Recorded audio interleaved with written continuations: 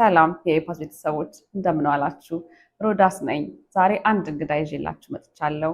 ይህ እንግዳዬ በአትላንታ በብዙ ማህበራዊ ጉዳይ ላይ የሚሳተፍ እንዲሁም በስነ ጽሁፍ ዙሪያ የምናውቀው ሰው ነው። ቴዎድሮስ ታደሰ ይባላል። የዛሬ ቆይታዬ ከሱ ጋር ነው የሚሆነው። አብራችሁን ቆዩ። እሺ ቴዎድሮስ እንዴት ነህ? እግዚአብሔር ይመስገን በጣም ሰላም ነኝ። እንዴት ነሽ ሮዳስ? እግዚአብሔር ይመስገን። እንኳን ወደ ኢፓዝ የዩቲዩብ ቻናላችን በሰላም መጣ። አመሰግናለሁ። እኔንም እንግዳሽ አድርገሽ ስለጋበሽኝ በጣም ክብር ይሰማኛል። በጣም አመሰግናለሁ። እሺ ለመጀመሪያ ያክል በመጀመሪያ እስቲ ራስህን አስተዋውቅ። እኔ ያውቃለሁ ለተመልካቾቼ። አመሰግናለሁ። ቴዎድሮስ ታደሰ እባላለሁ። ባለትዳር የሶስት ልጆች አባት ነኝ። የምኖረው እዚሁ አትላንታ ነው። አትላንታ ወደ ከ20 ዓመት በላይ አስቆጥሬያለሁ። ከዛ በተረፈ በተለያዩ ማህበራዊ ጉዳዮች ላይ መሳተፍ ደስ ይለኛል። እጫጭራለሁ፣ ስነ ጽሁፍ እወዳለሁ። ከሞላ ጎደል ይህን ይመስላል እንግዲህ ቴዎድሮስ ታደሰ። እሺ ቴዲ በአሁኑ ሰዓት ምን አይነት ስራ እየሰራ ይገኛል? በአሁኑ ሰዓት በአይቲ ውስጥ ነው እየሰራ ያለሁት። ለአንድ ትልቅ ካምፓኒ ተቀጥሬ በሙያ እየሰራሁ ነው የሚገኘው። ኦኬ እስቲ እንግዲህ ከየት እንደምንጀምር ጥያቄን ግራ ገብቶኛል፣ ግን እስቲ ጠይቂ፣ ሁሉም ነገር የቻልኩትን መልሳለሁ። እሺ በመጀመሪያ እንወያያለን፣ እናወራለን። አዎ እውነት ነው። እሺ በመጀመሪያ እንዴት ወደ አሜሪካ መጣ? አሜሪካንስ እንዴት አገኘሃት ስትመጣ? ኦኬ አሜሪካ የመጣሁት በዲቪ ነው። የድሃ አባት እሱ ነው ያመጣኝ። ከዛ ውጪ አሜሪካንን እንዴት አገኘሃት? ብዙም ሰርፕራይዝ አልሆንኩም። ያው በተወሰነ ደረጃ ራሴን አዘጋጅቼ የተለያዩ መረጃዎችም ነበሩ ስለ አሜሪካ ኑሮ፣ ስለ አሜሪካ ላይፍ እና ብዙም ግር አላለኝም። ግን እንደዛም ስል ደግሞ ሁሉም ነገር አልጋ ባልጋ ነበር ማለት አይደለም። ብዙ ቻሌንጆች ነበሩ። እንደ ማንኛውም ሰው ከኢትዮጵያ የሆነ ሰው ሲመጣ አሜሪካ ያው አዲስ ሀገር ስለሆነ ቋንቋው፣ ባህሉም ሁሉም ነገር ከኢትዮጵያ ጋር የማይገናኝ ስለሆነ ቻሌንጆች አሉ። እነኛን ቻሌንጆች ሁሉ አልፌ ነው ከባባድ ስራ ሰርቼ እንደዛው ነው ያለፈው። እንደው በዝርዝር በኋላ እስቲ ኧረ እሱንማ ትንሽ አጫውተን። ከባባድ ስራ ስትል ላይ ምን አይነት ስራዎች? የኔ ለየት የሚለው እንዴት ነው፣ ሶስት ሆነን ስንመጣ እኔ ባለቤቴና የመጀመሪያው ትልቁ ልጄ ኪንግ የ6 የ7 ወር ህፃን ነበረ። እናትዬ ደግሞ ሁለተኛው ልጄ ተጸንሶ ነበረ።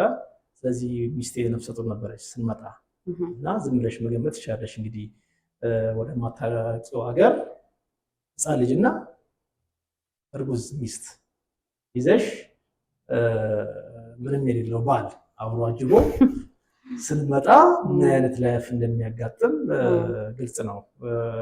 ኦፍኮርስ ስፖንሰር ያደረገችኝ የአክስቴ ልጅ በጣም ሰፖርቲቭ ነበረች። በቻለችው ሁሉም ነገር ረድታናለች። እንደዛም ሆኖ ግን እንዳልኩሽ ነው፣ እንኳንስ በእነዚህ አይነት ሲቹዌሽን መተሽ ብቻሽንም ብዙ ነገር ይምታታል እና ከባድ ጊዜ ነበረ። በወቅቱ እንግዲህ መስራት የነበረብኝ እኔ ብቻ ስለነበርኩኝ ቲንክ መጀመሪያ ዳቦ ቤት መሰለኝ የገባሁት። ዳቦ የሚጋገርበት ቤት ዳቦ በካርቶን ይመጣል። የኔ ስራ ማሽኑ በቃ ያንን ካርቶን ይተፈዋል። እሱን ቶሎ እያነሳው በዳማ ቅርጽ መደርደር ነው።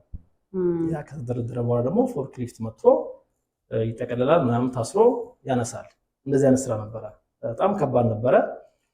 ለሳምንታቶች እሱን ሰራው። ከዛ በኋላ ደግሞ አንድ የሆነ ሳላድ ማምረቻ ፋክትሪ ውስጥ ነው። በጣም ቀዝቃዛ ነው። በዛም የተነሳ የሆነ መነጽር አድርገሽ የሆነ ሰርጀሪ የሚገባ ዶክተር አለ ተሸፋፍነሽ። የምን ማምረቻ ነው ያልከኝ? ሳላድ ማምረቻ ነው። የኔ ስራ ጥቅል ጎመን ይመጣል ከነግንዱ። የጥቅል ጎመን ጫፍ ላይ የሆነ አይነት ነገር አለ ገና ከፋርም ምናምን ሲመጣ ከግብርና ቦታ ሲመጣ እና ትልቅ ሳንጃም ያክል ቢላዋ ሰጥተውኛል። እንዳልኩሽ በሀዲድ ነገር ነው የሚመጣው፣ ፋታ አይሰጥሽም። ታነሻለሽ ጥቅል ጎመኑን ያንን ግንድ የረግሽ ያንን ወደ ትራሽ እየወረወርሽ መላክ ነው የተቆረጠው እና በጣም አድካሚ ነበረ። ቀዝቃዛ ነው። በጣም ጉልበት የሚፈልግ ይመስለኛል። ጉልበት ይፈልጋል። በዛ ላይ በእኛ አጥንትኛ ሽሮና እንጀራ በልተን ያደግን ሰዎች እነሱ እዚህ ቺዙም ሀሙኑ ምንም እየበሉ ምን አይመስላቸውም እና ይበርዳል በጣም። ያንን የሚያደርጉት አይ ቲንክ ያው ሳላድ ስለሆነ እንዳይበላሽ ይመስለኛል ቴምፕሬቸሩን በዛ መልኩ ኪፕ የሚያደርጉት። እሱን ሰራው የተወሰነ ጊዜ። ከዛ በኋላ ቫርሲቲ የሚባል ዳውንታውን ያለ ዳውንታውን መሆኑንም አላወኩም ነበር። አሁን በጣም ከረጅም ጊዜ በኋላ ነው ምናልባት ስራውን ካቆምኩኝ ከ4-5 ዓመት በኋላ ነው ከዚህ ነበር የምሰራው ብዬ ያሰብኩት። እሱ እንኳን አንድ ቀን የሰራሁት በጣም ከባድ ስራ እንትን ነው የሳንዱች ስጋ መጥበስ ነው።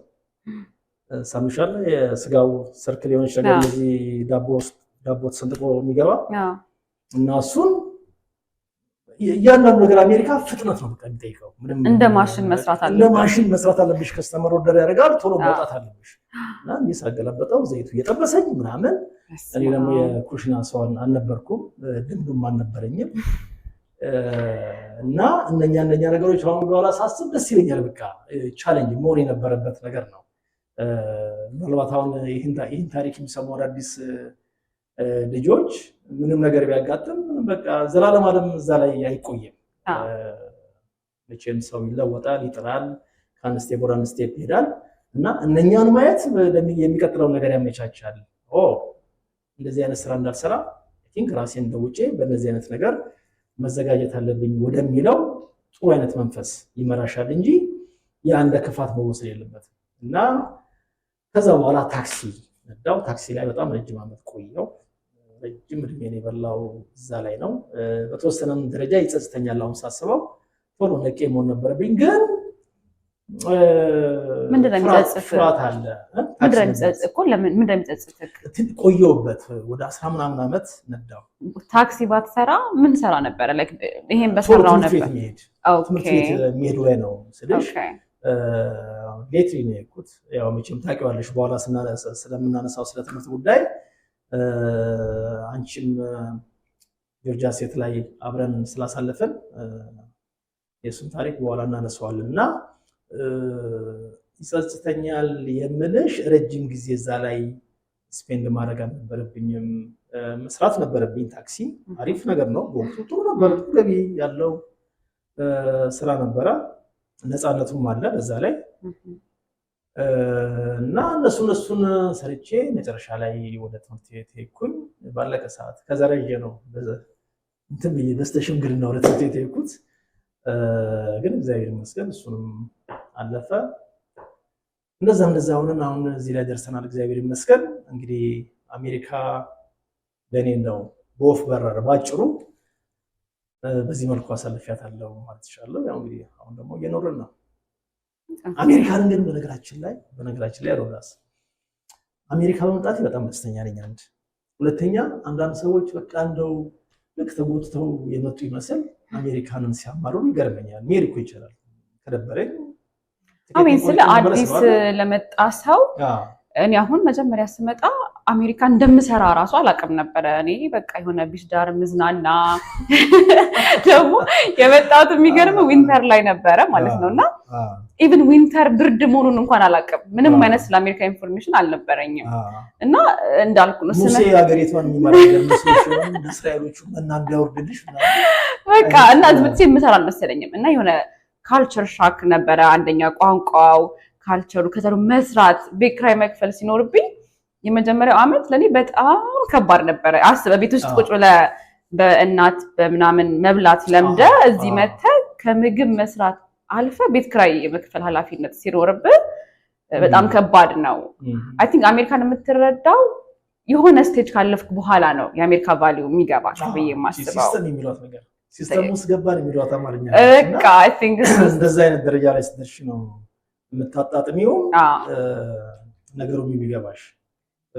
ብዙ ጊዜ እኮ ወደ አሜሪካ የሚመጡ ሰዎች ከስፖንሰሮቻቸው ጋር ተጋጭተው ነው የሚወጡት። አላጋጠምሽም? የታሪክ ብዙዎቹ ስፖንሰር መልካም ባረገ ጣጣ ከነ ምናምንሽ ተሸክሞ ባበላ ባሳረፈ ያችን ታፍታይም ባስወጣ ዘላለም አለምሽን ስፖንሰርሽን ብታመሰግኝና ክብር ልትሰጪ ነው እንጂ ተቀያሚሽ ልትወጪ አይገባም። ያ መቀየሙ የሚመጣው ምንድነው?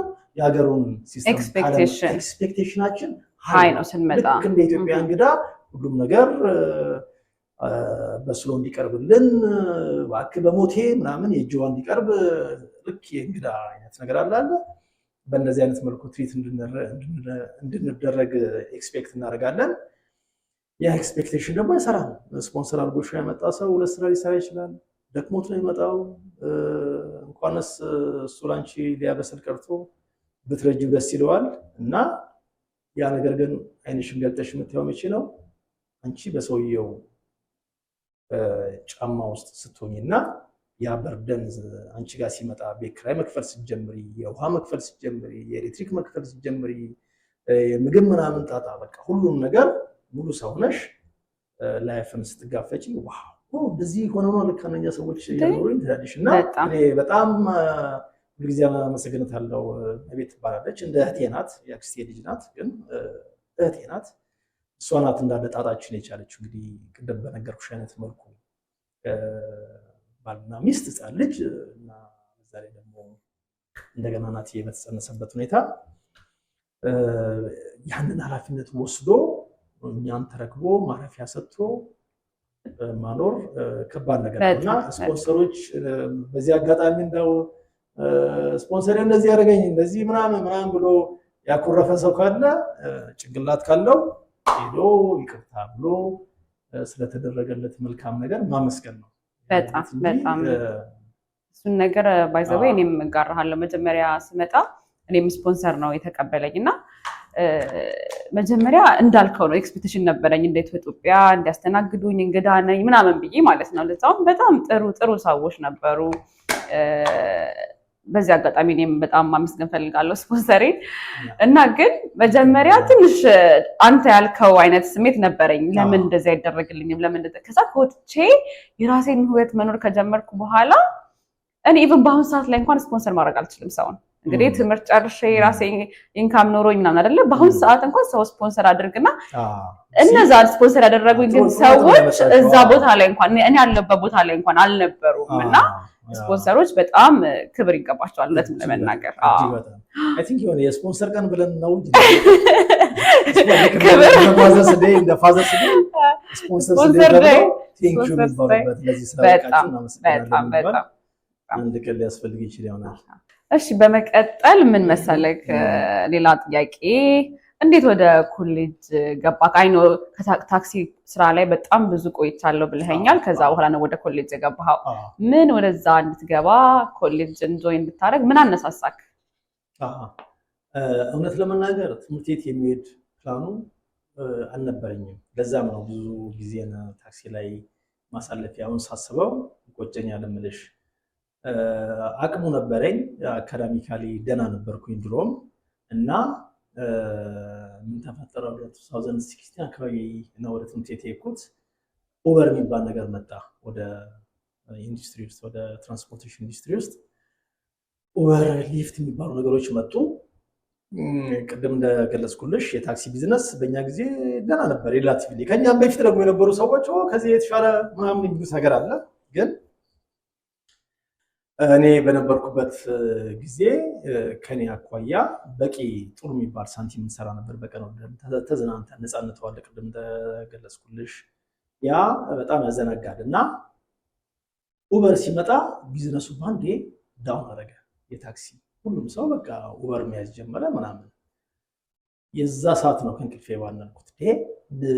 እስከዚህ እንዴት ነው በዚህ ሁኔታ እንዴት ነው የሚዘለቀው? የሆነ ነገርማ ማድረግ አለብኝ ብዬ በቃ በጨበጣ ነው። ምንም ዝግጅት የለ ምን የለ። የሆኑ ልጆች ጠየቁኝ፣ እንዴት ነው ትምህርት ቤት እዚህ ሀገር ኮሌጅ የሚገባው? የሆነ ቶፍል መውሰድ አለበት፣ ቶፍል ካለፍክ ነው ኮሌጆች የሚቀበሉ ምናምን አሉ። ማስረጃዎቼ በእጄ ናቸው ያሉት፣ የኢትዮጵያ ማስረጃ። ኦኬ ብዬ ምንድነው ማጥናት ያለብኝ? በቃ የእንግሊዝኛ ራይቲንግ አለ፣ ሪዲንግ አለ ምናምን፣ ማትስ አለ። እነኝን ቤዚክ ነገሮች ካጠና ቶፍል ማለት በቃ በዛ ዙሪያ ያለ ፈተና ነው ተባልኩኝ። እነኛን መጽሐፎች ገዛው። ታክሲ ለዚህ በጣም ይመቻል ቁጭ ብለሽ ለማንበብ በደንብ አድርጌ የቻልኩትን ያህል ቀጠቀጥኩኝ። ግን ትልቁ ችግር የነበረው ከትምህርት ከራኩኝ ረጅም ዓመታት ነበር። ኦልሞስት ምናልባት ወደ 25 ዓመት 24 ዓመት ከትምህርት ርቄያለሁ።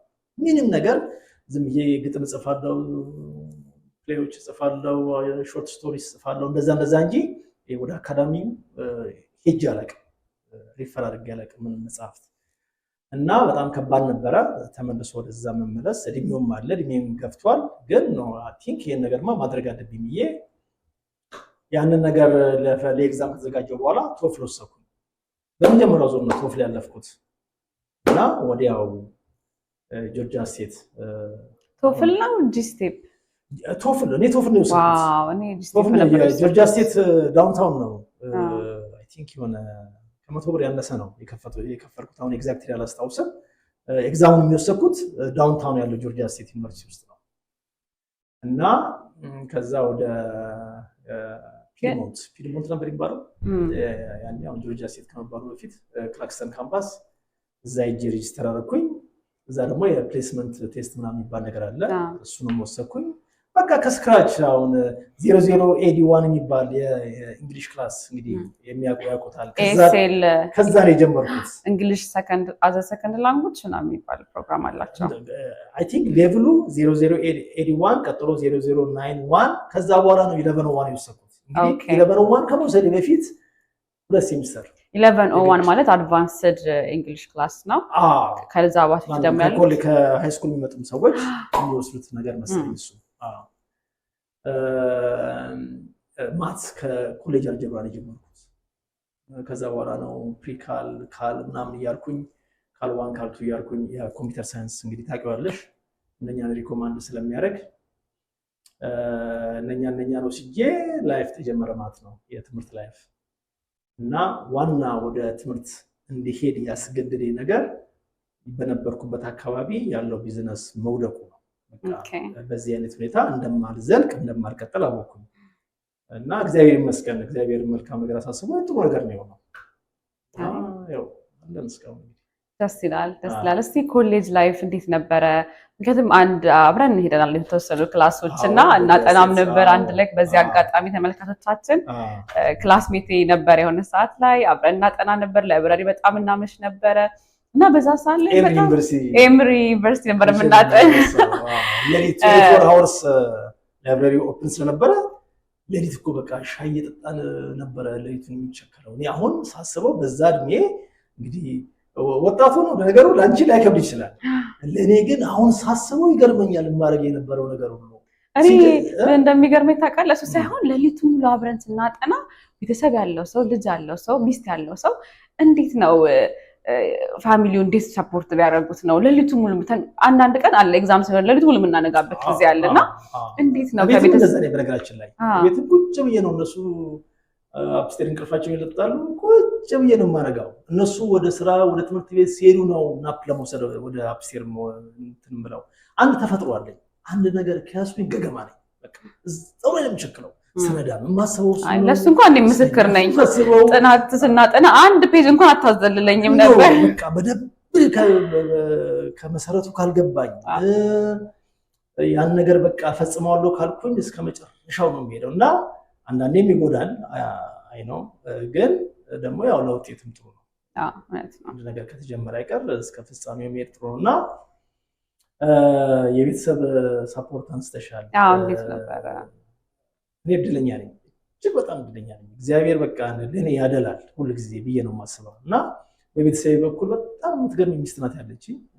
እኔ ሁል ጊዜ የምገልጸው ነገር ነው። እናትም እህትም ሚስትም ጓደኛ የሚሆነች በጣም ጠንካራ ፈራ እግዚአብሔር ያላት እና በቃ ሁል ጊዜ የኔን ሰክሰስ የምትመኝ ሚስት ስላለኝ ምንም በዛ ኤሪያ አልጋ ባልጋ ነው። በቤተሰብ በኩል ሙሉ ሰፖርት ነው ያለኝ። እንድማር፣ እንድጠነክር፣ እንድበረታ ቤት ውስጥ ያለውን ነገር እሷ ከበር አድርጋ ስራም እየሰራች ያው እንግዲህ ትምህርት ስቴጂ ገቢ ይቀንሳል። ለነገሩ እኔም በተወሰነ ደረጃ ሰብሰብ ብዬ ነበር። መደበኛ ወጪ ሁለትም ከ09 ነበር የማስታውሰው። ቶናይን ነበር የሚለው ሁሉ ጊዜ ካርዴ ላይ የስታርባክስ ቡና ሬጉላር ቡና በቃ ከሁሉም ሰብሰብ አልኩኝ። በቃ ፎከስ ሁሉ ትምህርት ቤት እሄዳለሁ፣ ስራ የተወሰነች እሞክራለሁ። ከዛ በኋላ ቤቴ ነኝ ያለሁት እና ምክንያቱም ቅድም እንደገለጽኩልሽ ነው ትንሽ ጊዜ ናት። ይሄ ለዘላለም የማደርገው ነገር አለ፣ እስከ መቃብር አብሮኝ የሚከተል ነገር አለ። የ4 ዓመት የ5 ዓመት ጉዳይ ነው። ከዛ በኋላ ላይፍ እንደሚለወጥ አውቀዋለሁ። ስለዚህ ለዛች ታይም የግድ ሳክሪፋይ ካላደረግሽ መልካሙ ነገር ላይ አይደረስም እና ጎን ለጎን ግን ማድረግ አሁን በጣም እንጆ የማደርግባቸው ማህበራዊ ጉዳዮች አሉ። አሁን ተስፋ ውስጥ ኢንቮልቭ አደርጋለሁ፣ ኢትዮጵያ ኮሚቴ ውስጥ ኢንቮልቭ አደርጋለሁ፣ ስነ ጽሁፍ ክበቦች ውስጥ ኢንቮልቭ አደርጋለሁ። ኢቨን ኢስና የሚባል በሰሜን አሜሪካ በሀገር አቀፍ ደረጃ ያለ የስነ ጥበብ ማህበር የመሰረትኩት 2019 ላይ ትምህርት ቤት እየሄድኩ ነው እና ማድረግ የምፈልጋቸውን ነገሮች ጎን ለጎን አደርጋለሁ። ግን ትምህርት አካባቢ ጠንከር ሲልብኝ፣ ቻሌንጆች ሲበዙ፣ ፕሮጀክት ሲኖር፣ ኤግዛም ሲኖር ግን ስልኬን አጠፋለሁ፣ ከፌስቡክ ርቃለሁ። ያችን ታይም ቸክዬ ጉዳይን ከጨረስኩ በኋላ ፌስቡክ ላይ ወጥቼ ግጥም ቀጥፋለሁ። አለቀ። ደስ ይላል። እና እንደዛ ባላንስ እያደረኩኝ ነው የሄድኩት። ብዙም አልጠፋሁም። አዚ ሴም ታይም ደግሞ የጀመርኳትን ነገር ለመጨረስ በጣም በጣም በጣም ሰክሪፋይ አድርጌያለሁ።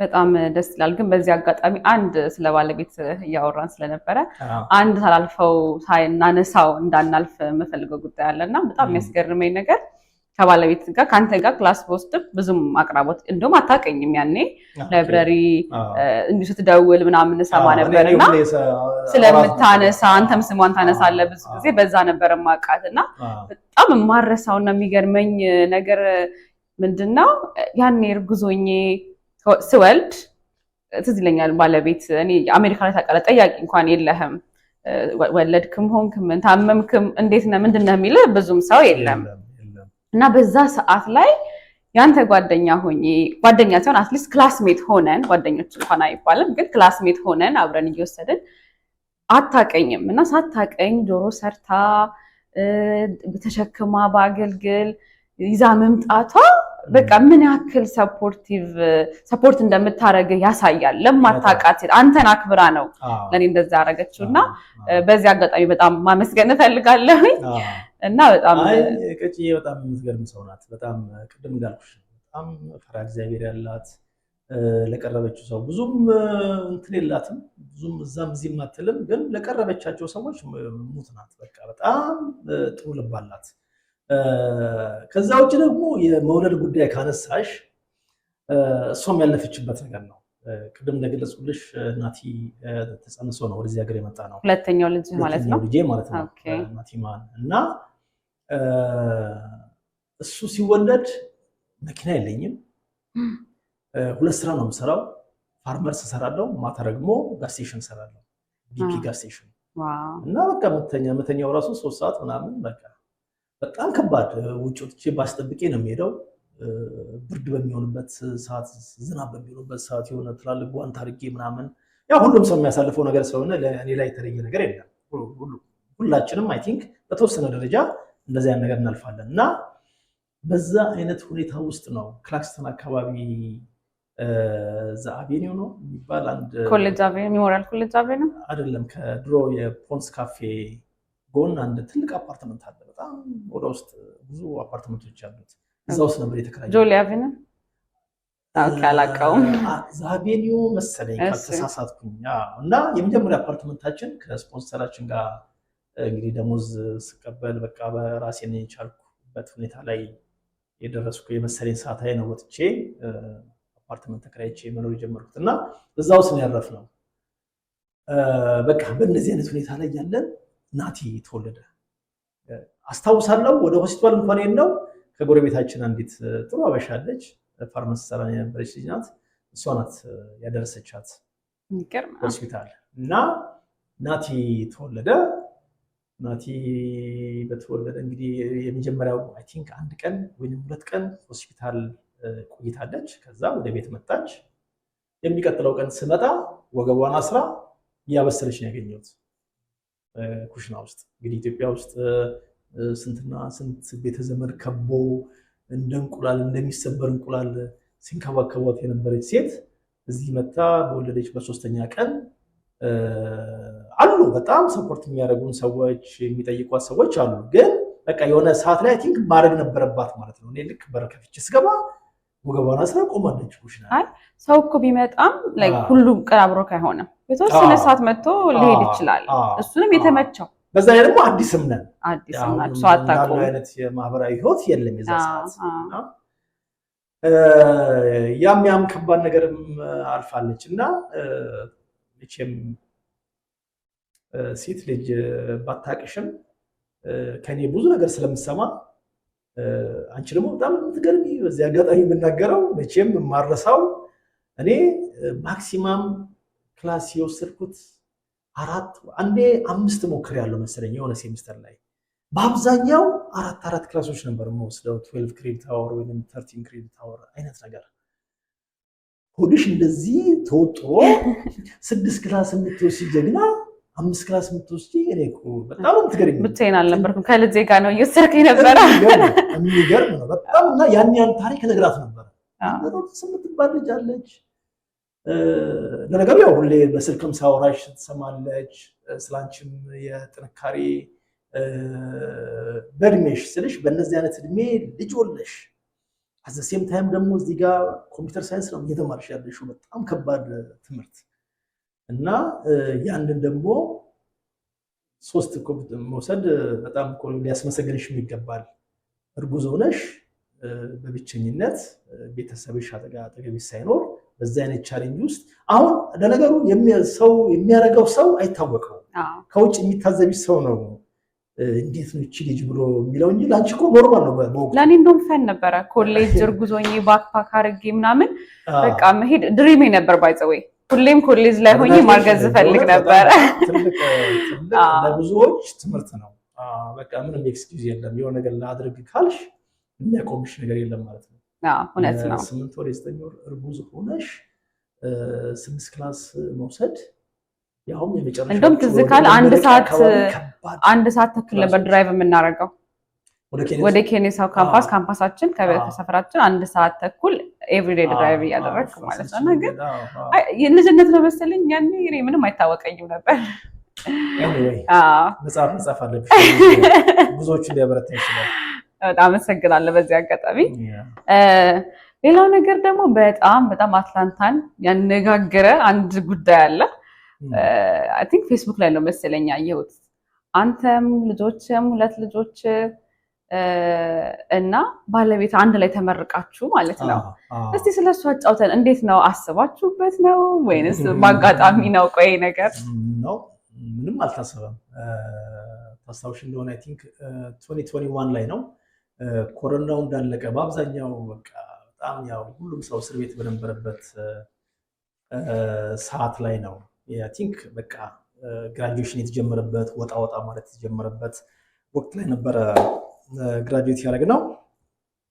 ኪንግዬ የመጀመሪያው ልጄ ቅድስት ኪዲ እሷም ከሃይ ስኩል እና ባለቤቴ ከፒድሞንት ኮሌጅ እኔ ደግሞ ከጆርጂያ ስቴት ነበር የተመረቅነው። አንድ ቀን ነው ቁጭ ብለን ስለ ግራጁዌሽን ስናወራ በቃ ሁላችንም 4ታችንም አንድ ላይ ነው የምንመረቀው ማለት ነው። ያ ነው እንግዲህ ግራጁዌሽን ፓርቲውን ከማድረጋችን ምናልባት ከ4 ወር ከ5 ወር አካባቢ ነው ያወቅነው ሁላችንም አንድ ላይ መመረቂያችን እንደሆነ። እውነት ለመናገር ምንም ካልኩሌት የተደረገ ነገር አለ በቃ እንደው ለኔ ራሱ ይገርመኛል።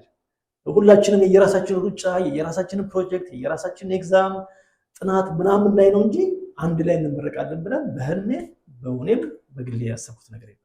እና ስናወራ ነው ስለ ግራጁዌሽን ስናወራ ኦኬ የኔም ነው የኔም እኮ እዛው አካባቢ ነው እነ ኪንጎም እነ ኪዲም ሲያወሩ ዋው ይሄ የሚገርም ነው 4ታችንም አንድ ላይ ነው የምንመረቀው ጋይስ ስላለን አሪፍም ሆነ በየአመቱ አንዱ ሲመረቅ ፓሪ ከማድረግ 4ታችንም ፎቶግራፋችንን ተነሳን ጥሪ ጠራን ማለት ነው። እና በጣም ይገርማል። እንዴት ነበረ ግን ስሜቱ? በጣም ብዙዎች የተደሰቱበት ብዙዎች የተደሰቱበት ታምር የሆነ ከአንድ ቤተሰብ ውስጥ 4 ሰው ጓል ለብሶ ሲመረቅ እንግዲህ ሊኖር ይችላል። እኔ እስከማውቀው ግን አላውቅም። 2 ሊኖር ይችላል፣ 3 4 ግን ሰምቼም አላውቅም። እና ትልቅ ታሪክ ነው። እግዚአብሔር ይመስገን። ቅድም እንዳልኩሽ ነው፣ እግዚአብሔር ለእኔ ያደላል እና እኔ በጣም ደስተኛ ነኝ ያ ነገር ራሱ በመሆኑ። የኢትዮጵያ ሰንደቅ ዓላማችንን በክንዳችን ይዘን 4ታችንም በቃ ወደ ስቴጅ ስንወጣ ምናምን የነበረው የህዝብ ደስታ ፕላስ ድባቡ ከሁሉም ከኮረና የተፈታበት ታይም ስለነበረ በቃ ሁሉም ለመደሰት ዝግጁ የነበረበት ታይም ነበረ። በቃ ሁሉም ከልቡን የጨፈረው የሳቀው የተደሰተው እና በጣም የሚገርም ጊዜ ነበረ። ያው እርግጠኛ ነኝ ለተመልካቾች አንዳንድ ፒክቸሮችን ልታሳይ ትችላለሽ ምን እንደሚመስል እና የታሰበበት ሳይሆን እግዚአብሔር በፈቀደው ጊዜ አጋጣሚ የተከሰተ ነገር ነው። እስቲ ልጆችክ ምን አሉክ? ለምሳሌ አባታቸው እነሱን አሳድጎ እነሱ ሃይስኩል ሲመረቁ አንተ ደግሞ ዲግሪክን ይዘ ይሄ በጣም ትልቅ መልእክት የሚያስተላልፍ ለልጆች አራያ መሆን ነው። ሁሉም ነገር ይቻላል የሚል ነገር ከማህበረሰቡ አልፈ በቤትክ ውስጥ ራሱ ብዙ ተጽዕኖ የሚያሳድር ድርጊት ነው እና ምን አሉክ? አሪፍ ነው ያነሳሽ። ባይገርምሽ እኔ በግሌ ካገኘሁት ሰክሰስ ይልቅ እነሱ ላይ የፈጠረው ነገር በጣም በሂደት ነው እየገባኝ። እኔ አሁን እነሱን ኢንስፓየር አደርጋለሁ ምናምን ብዬ አይደለም ትምህርት የጠየቁት ነገርሽ ያለው ሪዝን አለቀ። በቃ መኖር ስላለብኝ የተሻለ ገቢ የተሻለ አይነት ላይፍ ልኑር ብዬ ነው ጥርሴን ነክሼ ወደዛ የገባሁት እንጂ እነሱ ላይ የሚፈጥረውን ነገር በሂደት ነው አሁን እያየው የመጣሁት። አሁን ደረቴን ነፍቼ ስለ በስተሽምግልና በዚህ ሌቭል ካለሁኝ እናንተ ከኔ የተሻለ ነው ማድረግ ያለባችሁ እያልኩ ነው የምናገረው እና ያ በጣም ከእንቅልፋቸው ነው የሚያባናቸው የሚያጠነክራቸው። እውነትም ነው። አጋጣሚ ደግሞ እግዚአብሔር ረድቶኝ ከጆርጂያ ስቴትም ስመረቅ በክብር ነው። ከ3.5 በላይ ነው። 3.73 ነው ጂፒኤ ከጆርጂያ ስቴት ስመረቅ። ከኬኔሶ ስመረቅ 3.53 ነው ጂፒኤ። በሁለቱም የማዕረግ ተመራቂ ሆኜ ነው። ይሄ እነሱ ላይ በጣም ጫና እንድፈጥር ይረዳኛል ማለት ነው። እኔ በዚህ ሌቭል ከስንትና ስንት ቆይታ በኋላ ትምህርት ቤት ገብቼ እንደዚህ ሰክሰስፉል ከሆንኩኝ እናንተ ደግሞ ከዚህ የተሻለ ማድረግ አለባችሁ የሚለው ነገር የምናገራቸው እንዲሰሙ። አሁን የጉርምስና ጊዜ ላይ ሲሆን አዋቂ ነን የሚሉበት ታይም አለ፣ የማይሰሙ ሰዓት። እንደዛ ብሎ ነገር የለም። አሁን እኛ ቤት ውስጥ የምለው ነገር ትርጉም እንደሚሰጣቸው አይካንቴል ከኤክስፕሬሽን ከፊታቸው ላይ ከማየው ነገር እንደተረዱና እንደሚገባቸው ሁልጊዜ ይገባኛል እና ብናገር እደመጣለሁ። የምናገረው ነገር ደግሞ የማውቀውን ነገር ነው። እነሱ የሚያልፉበትን ነገር ነው። እነሱ እኔ የኩበት ትምህርት ቤት ውስጥ ነው እየሄዱ ያሉት። አጋጣሚ ሆኖ ከጆርጂያ ስቴት እንደምንም ጎትቼ ነው እዚሁ ስቴት ውስጥ እንዲቀሩ ያደረኳቸው እና አጋጣሚ አሶሺዬቴን የወሰድኩበት ጆርጂያ ስቴት ነው። እነሱም አሶሺዬታቸውን የወሰዱት ወደ ኬኔሶ ነው የሚሄዱት። ኮምፒውተር ሳይንስ ነው ሁለቱም የሚያጠኑት እና ፉትፕሪንት ነህ ማለት ነው። በቃ ለነሱ እንደ አራያ ቀረስካቸው በራስህ መንገድ። ምንም የኔ ፑሽ የለም። የፈለጉትን ሜጀር የመረጡት ራሳቸው ናቸው።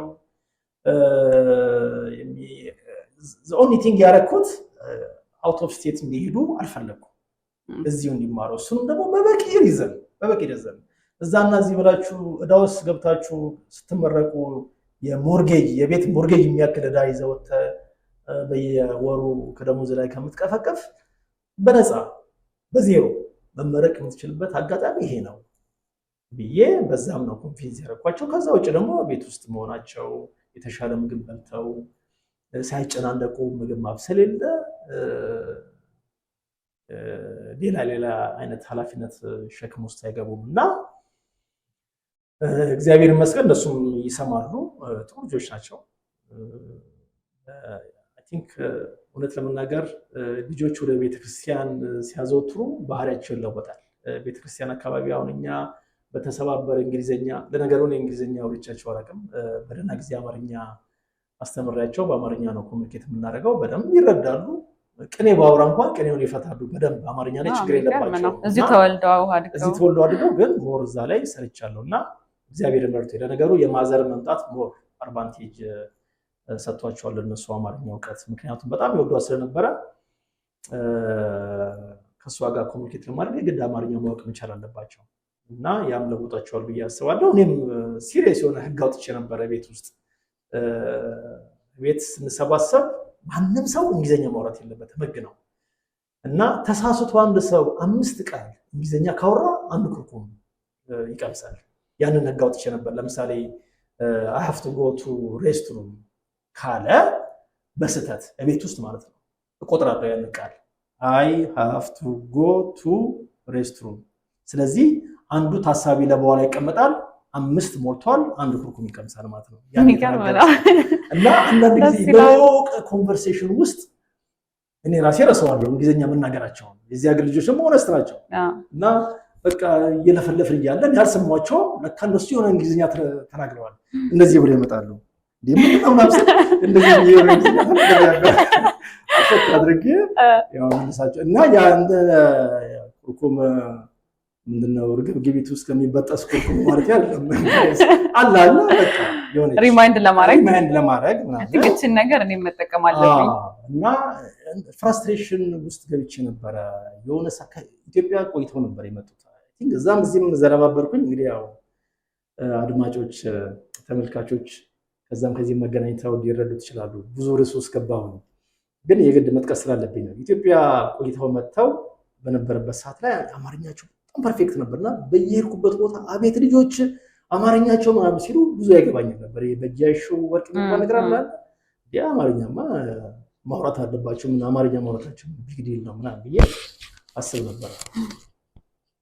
ከዛ እየቆየ የሆነ ሰዓት ላይ ቶታሊ አማርኛው ጠፋ እና አማርኛ የማውራት ፍላጎታቸው ወረደ።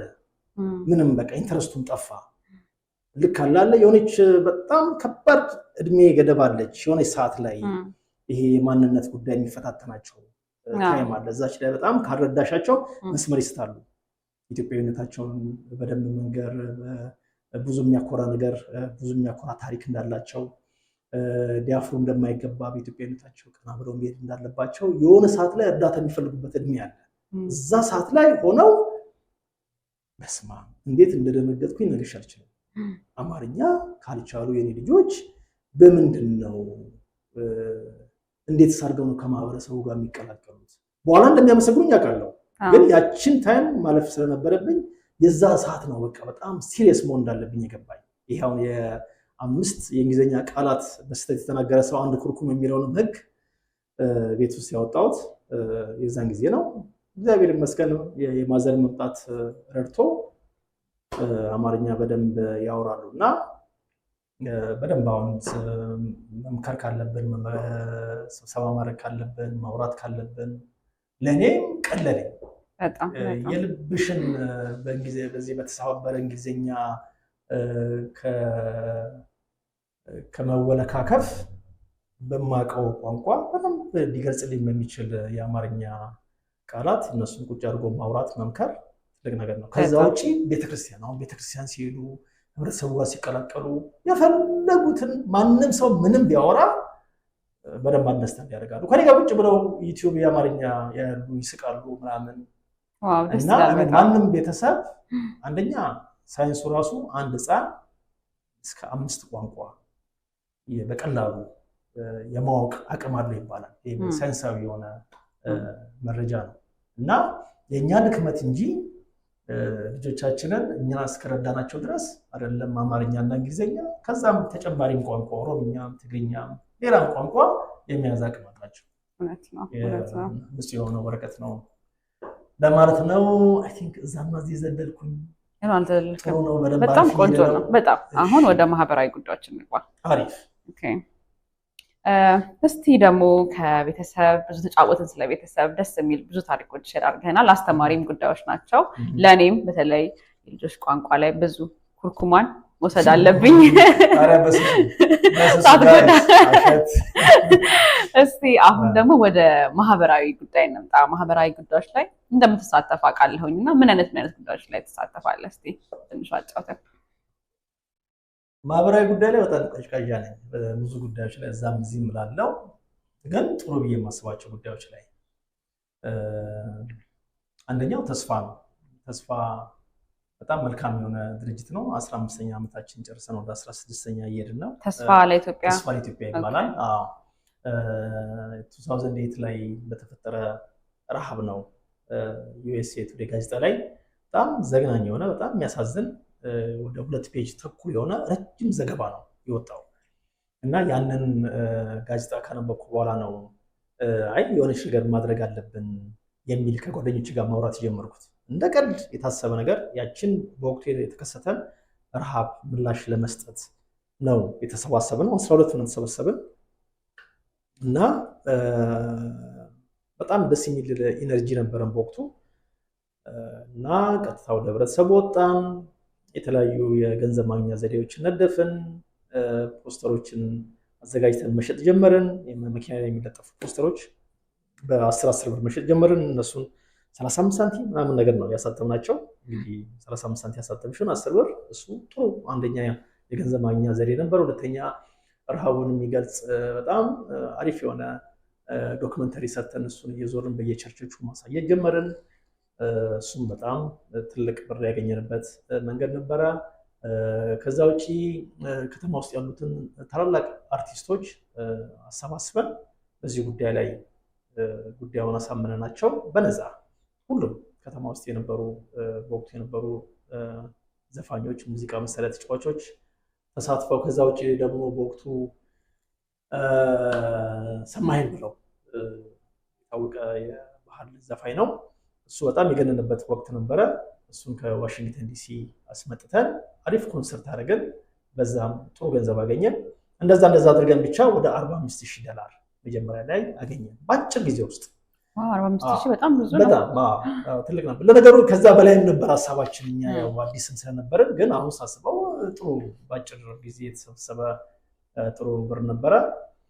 ቅድም እንደገለጽኩልሽ አነሳሳችን ስንዴና በቆሎ ቶሎ ለረሃቡ መድረስ ነበረ። ግን አንደኛ በስሜት ነው የተነሳሳ ነው። አሁን ላይ ለብዙ ሰዎች መክረው ገና ስትነሱ ነው መድረሻችሁን ማወቅ ያለባችሁ ብዬ አድቫይዝ ማድረገው እንጂ የፊት ለፊቷን ብቻ ካየን ገንዘብ መሰብሰቡ ላይ ብቻ ትኩረት ካደረገን ገንዘቡን ከሰበሰብን በኋላ እንዴት አድርገን ማስፈጸም እንዳለብን ፕላን ላይ ካላወጣን ችግር ነው እና እኛ ጀስት ሩጫችን ገንዘብ መሰብሰብ፣ ገንዘቡን ሰብስበን በእጃችን ከያዝን በኋላ ነው እንዴት ነው የምንልከው የሚለው ነገር ጥያቄ መጣው እና ያ በጣም ጊዜ ገደለ። አንዳንድ ሰዎች እስካሁን ያቄሙ ሰዎች አሉ። ባይገርምሽ ለስንዴና በቆሎ ብላችሁ ውሃ አስቆፈራችሁበት የሚሉ ፋይናሊ ምንድን ያደረግነው ቅድም እንዳልኩሽ ገንዘቡ እጃችን ላይ ቆየ። የተለያዩ ኤንጂኦችን ስናናገር የራኒንግ ኮስት አለ የስራ ማስፈጸሚያ ምናምን ነገር አንዳንዶቹ 22% ይጠይቃል። አሁን ኬር የሚባል ድርጅት በወቅቱ 22% የጠየቀን ስራ ማስኬጃ። የተለያዩ ድርጅቶች ከ15% በላይ ነው የሚጠይቁሽ። እኛ እዚህ ስንትና ስንት ሮጠን ለምነን ያመጣነውን ብር ለነሱ ደሞዝ መክፈያ ነው እንዴ? ስራ ማስኬጃ ስትል ምን ማለት ነው?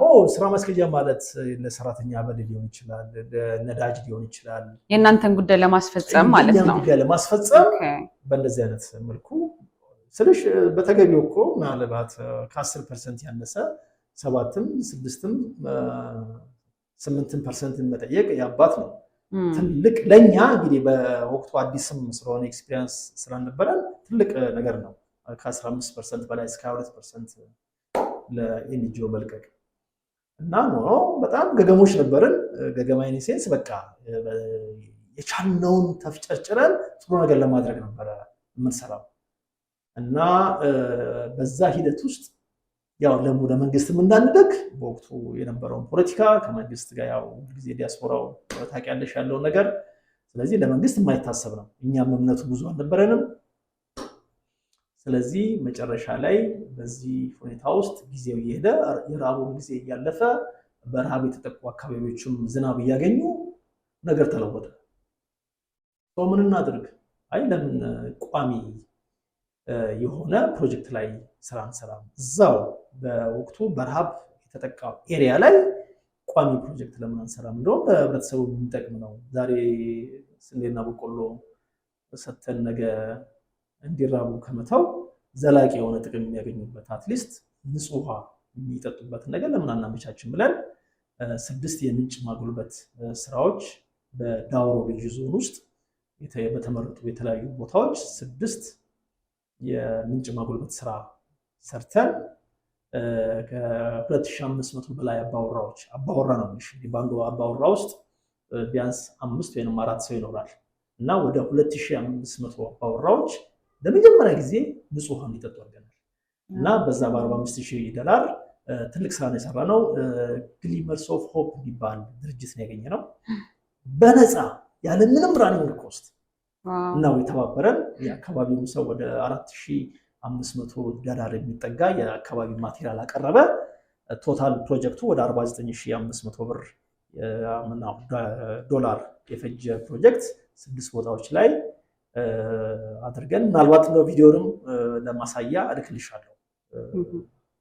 የሆፕ ኢትዮጵያ ከአትላንታ ተብሎ ታፔላ የተለጠፈበት 6 ቦታዎች ላይ በጣም ደስ በሚል ሁኔታ እሱ ነው የመጀመሪያ ሀበለን ተስፋ ፕሮጀክት የሰራው 2009 or 10 ላይ።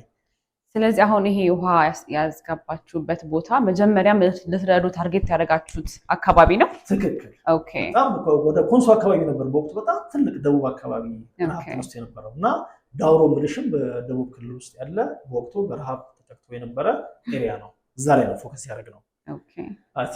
አትሊስት እንዴና በቆሎ መላኩ ባይሳካለን እዛው አካባቢ ላለ ለምን በዚህ አይነት መልኩ እርዳታውን እናደርግም ብለን ነው ወደ ቋሚ ፕሮጀክት የለወጥነው። ያ መነሻውንና በመቀጠል ወደ ህፃናቶች ዞርን። እኚህ በወቅቱ በኤችአይቪ እናት አባቶቻቸውን ያጡ አሳዳጊ የሌላቸው በጣም ምስኪን ህፃናት አሉ ኢትዮጵያ ውስጥ ያው የታወቀ ነው እና ወደ 25 የሚሆኑትን ለመጀመሪያ ጊዜ አንስተን እነሱን ማሳደግ ጀመርን። ሙሉ ወጪ ከበር በማድረግ ምግባቸውን፣ ልብሳቸውን፣ የትምህርት ቁሳቁስ የሚያስፈልጋቸውን ደብተር፣ እስክሪብቶ ምናምን። ሌላው ዋን ፓክ ፎር ዋን ኪድ የሚል 8 ብር የምንሸጠው ትኬት ነበረ። ምንድነው ዓላማው? ኢትዮጵያ ውስጥ በጣም የተቸገሩ መስከረም ሲጠባ ወደ ትምህርት ቤት የሚሄዱ ህፃን ልጆቻቸውን እስክሪብቶ፣ እርሳስ፣ ደብተር፣ ቦርሳ እንዲህ አይነት ቤዚክ የሆኑ የትምህርት መገልገያ መሳሪያዎችን መግዛት የማይችሉ በጣም ችግረኛ የሆኑ ወላጆችን ማገዝ ነው። ወላጆችንም ህፃናት ልጆቹንም። ይህን እኛ ስናደርግ የአዲስ አበባ መስተዳድር አሁን እንደሚያደርገው አሁን በጣም ተለውጠዋል። ቲንክ መስተዳድሩ የሚያስፈልጉ የትምህርት ቁሳቁሶችን ለችግረኛ ህፃናቶች ማቅረብ ጀምረዋል። ቲንክ ከንቲባ ታከለ ኡማ በነበረበት ሰዓት ይመስለኛል የተጀመረው። እኛ ያን ስናደርግ የነበረው ከዛ በፊት ነው እና በጣም ጥሩ ፕሮጀክት፣ በጣም ውጤታማ የሆነ ፕሮጀክት ከ13,000 በላይ የሆኑ ህፃናትን ነው በተለያዩ ተከታታይ ዓመታት የረዳ ነው እና የከተማ መስተዳድሩ እሱን ሲጀምር እኛም ያንን አቆመን። አሁን ላይ ያው ረጅም ነው የተስፋ ጉዳይ ራሱን የቻለ ቶፒክ ነው ላሳጥረውና አሁን ላይ ወደ 53 ህፃናትን ቅድም እንደገለጽኩልሽ በጣም ችግረኛ የሆኑ 53 ህፃናትን እያሳደግን እንገኛለን። ከነኛ ከምናሳድጋቸው ህፃናት ውስጥ በዩኒቨርሲቲ ገብተው ትምህርታቸውን የሚከታተሉ ልጆች ሁሉ ለማድረስ በቅተናል። ደስ ይላል በጣም። ያ ትልቅ ሰክሰስ ነው። ሁሉም ሰው በየአካባቢው ባለው አቅም የሆነች ነገር ቢያደርግ፣ ዲያስፖራ በጣም አቅም አለው። እዚህ ያለው የብር የምንዛሪ ኢትዮጵያ ውስጥ በጣም ትልቅ ለውጥ ስለሚያመጣ በየአካባቢው በምንም እየተሰባሰበ በእንደዚህ አይነት መልኩ ቢሳተፍ አሪፍ ነው ብዬ አስባለሁ እና በተስፋ ዙሪያ ያለው ከሞላ ጎደል ይመስላል ለማለት ነው። እንትን በዚህ አጋጣሚ ሌላም የእርዳታ የዋትሳፕ ቻናል አለ አይደለ? በቅርቡ አይ ቲንክ እዛ ላይ እኔም አለሁበት። እንደ አጋጣሚ የበረከቱ አካል አልሆንኩም በዚህ ዓመት። በሚቀጥል ዓመት ግን እሳተፋለሁኝ። እሱኛው ደግሞ ዋትሳፕ ላይ የምታሰባስበው ገንዘብ ወዴት ነው የሚሄደው? ማለት ነው የሚረዳው?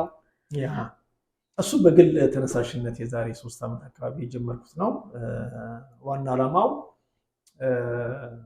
የሁዳዴን ጾም ጾመው ፋሲካ ሲመጣ ብዙ የሚሳቀቁ ኢትዮጵያ ውስጥ ያሉ ምስኪኖች አሉ እና እነሱን ጾም ማስፈሰግ፣ የተቸገሩትን በየቤቱ ሄዶ መጎብኘት፣ በዛ ዙሪያ ያጠነጠነ ፕሮግራም ነው። እንደ ቅል የተጀመረ ነው። የዛሬ 3 ዓመት ኢትዮጵያ ሆኜ ነው የጀመርኩት። እጀምራለሁ ብዬ በህልሜ በሆነ የሚያልነበረ ነገር ነው። ግን በሆነ አጋጣሚ አንድ ቀን ማታ የሆነ መዝናኛ ውስጥ ራት እየበላው እያለ ፌስቡክ ስጎረጎር አንድ የሆነ ደህና ነው በጣም ሚድል ክላስ አይነት ላይፍ የሚኖር የታወቀ ሰው የጻፈውን ነገር ነበርኩና ምንድን ነው የጻፈው? እንግዲህ ፋሲካ የደረሰ ሳምንት ምናምን የቀረበት ታይም ነው። የዘንድሮ ኑሮ ውድነት በጣም የሚገርም ነው።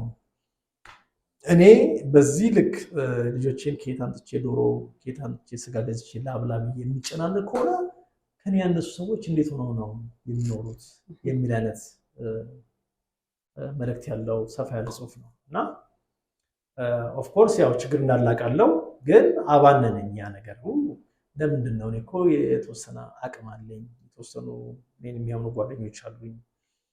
አትሊስት ያለውን ነገር ገልጬ ማስተባበር እችላለሁ። አስተባብሬ የተወሰኑ ሰዎችን ማስደሰት እችላለሁ። ለዚህ ለዓመት በዓል ጾማቸውን እንዲፈስኩ ዶሮ እንዲገዙ አይነት ነገር ማድረግ ይቻላል ብዬ የዛም ዕለት ማታ ሰልፊ የሆነች አጭር ቪዲዮ የ5 ደቂቃ ቪዲዮ ቀረጽኩና ኢትዮጵያ ነኝ ያለሁት፣ ያው የኑሮ ውድነቱ ለእናንተ አልገልጽም። ስለዚህ በጣም የተቸገሩ ምስኪን የሆኑ ሰዎችን ጾም ለማስፈሰግ የታመሙትን በየቤቱ ለመጠየቅ እንደዚህ አይነት ነገር ለማድረግ አስቤያለሁ እና እምታምኑ በቃ ይሄ አሁን ሌላ የምትጠራጠሩ ብሩን የት ያደርገዋል ምናምን የምትሉ አትላኩ ፕሊዝ። ግን በቃ ለቴዲ ብንሰጠው ይህንን ነገር ሊያስፈጽም ይችላል ብላችሁ የምታምኑ ሰዎች ብሩ ላኩልኝ ብዬ መልእክት አስተላለፍኩኝ። በሚገርም ሁኔታ በዜል እና እዚህ ደግሞ አንድ ፈጠነ የሚባል በጣም ጥሩ ጓደኛ አለኝ። ፈጠነ ይመኑ ፈጣኑ ነው። በጣም በዚህ ማህበራዊ ጉዳይ ላይ በጣም በቃ ህይወቱን የሰጠ ሰው ነው። ሰውን መርዳት፣ ማህበራዊ ጉዳይ ማስተባበር ምናምን በጣም የሚወጣለት ልጅ ነው እና እሱም እንዲያስተባብር አደረኩና ለእሱም ሰዎች ሳንቲም ላኩ። ለእኔም በቀጥታ በዜል እያስገቡ በአጭር ጊዜ ውስጥ ወደ 5205 ብር የመጀመሪያው ዶላር 5205 ዶላር አካባቢ ተሰበሰበ። እንግዲህ በወቅቱ ወደ 80 ብር አካባቢ የነበረ ምንዛሬው ትልቅ ብር ሆኖ መጣ ወደ ኢትዮጵያ። በዛ አሁን ለጊዜው ዳታውን አላቀረብልሽም ጄላ እስራኤል ግን በርካታ ሰዎችን አንድ ዶሮ፣ 1 ሊትር ዘይት፣ 10 እንቁላል እና ለኪሳቸው በወቅቱ የመጀመሪያው ዓመት ላይ 300 ብር ነው የሰጠነው። እንደዛ አድርገን አይ ቲንክ ወደ 190 ሰዎች ነው በእንደዚህ አይነት መልኩ የረዳ ነው። ከዛ ውጪ አደሬ ኪዳነ ምሕረት የምትባል ገዳም አለች። እዛ ውስጥ በየመቃብር ቤቱ የሚኖሩ በጣም ደካማ ምስኪኖች አሉ። እነሱን በወቅቱ የመጀመሪያው ዙር ላይ 500 ብር ሰጠን። አሁን የመጨረሻው 3ኛው ዙር ላይ 1000 ብር የሰጠነው ያው ኑሮም ስለተወደደ አሁን የመጀመሪያውን አነሳስ ስለማውራልሽ የመጀመሪያው ዙር ላይ 500 ብር በመስጠት እነሱን ጎበኘን። ከዛ ውጭ በየቤቱ በጣም በቃ በእርጅናም በበሽታም አልጋ ያዙ በጣም ምስኪኖችን እየዞርን ጎበኘን። ለነሱም 1000 ብርም በጣም ዲያሊሲስ ምናምን እንደሚያደርጉ የስኳር ታማሚዎችም ደግሞ ወደ 3000 ብር በወቅቱ አሁን የዘንድሮ ላይ 5000 ብር አድርገነዋል ዲያሊሲስ ስለሚያደርጉ። እንደዛ አድርገን ብሩ በረከት ነበረው። በሚገርም ሁኔታ በቃ እውነት ለመናገር አላልቅ ብሎ በቃ እዛ ጋር ሳደርግ እዚህ ጋር ሳደርግ ይህን ደግሞ እዚህ ጋር አደርጋለሁ እያልኩኝ ብዙ ነገሮችን አድርጌ በቂ የሆነ በቪዲዮ በዶክመንት በፒክቸሮች የተደገፈ ዝርዝር ሪፖርት ለሰጡኝ ሰዎች ያቀረብኩኝ። የአይን ስፕ ያዳረገኝ እና ለራሴ ቃል ገባሁት በቀላሉ እንግዲህ ትልቁ በወቅቱ የሚላቀው ምናልባት 200 ብር ነው፣ 200 ዶላር ነው። ትንሹ ደግሞ 25 ብር ነው ወይም ደግሞ 20 ብር ነው። እንደዛ ተደርጎ እንደዚህ አይነት ታምር የሰዎቹን ደስታ የሰዎቹን ፈገግታ ምርቃት ምናምን ስታይ ከኛ እኮ ያደረግነው በጣም ኢምንት ነገር ነው። እንደውም ርዕሱን ያልኩት የተሰጠን ብዙ ያካፈልነው ግን ጥቂት ነው የሚለው የዋትሳፕ ግሩፕ ስም እና እውነትም ነው። አሁን ግን በተሰጠን ልክ ላይ እያካፈልናለን እና አይ ይሄ ነገር ህይወቴ እስካለ ድረስ አላቆመውም። በቃ ፕሮሚስ ነው። አንደኛ ባልጀመረው ይሻል ነበር። እነዚህ ሰዎች በዚህ ዓመት ፋሲካ ላይ እንደዚህ አይነት ደስታ ጨረሽባቸው የሚቀጥለው ዓመት ማሳቀቅም ነውር ነው። ስለዚህ እቀጥላለሁ አልኩኝ። ሁለተኛውን ዓመት በጣም በሚገርም ሰክሰስ አደረኩኝ። እግዚአብሔር ይመስገን ያው ለ3ኛ ዓመት አደረሰን። ዘንድሮም እንደዛ አድርገን የሚቀጥለው ደግሞ እድሜ ስጠን 4ኛ ዓመት ላይ እንቀጥላለን። እኔ ምንም ኮስት የሚያደርገኝ በቴክኖሎጂ ነው ማስተባብረው፣ በቴክኖሎጂ ነው ብሩ የሚመጣው። ኢትዮጵያ ካለው ራሴ ተሯሩጭ ያደርጋለሁ።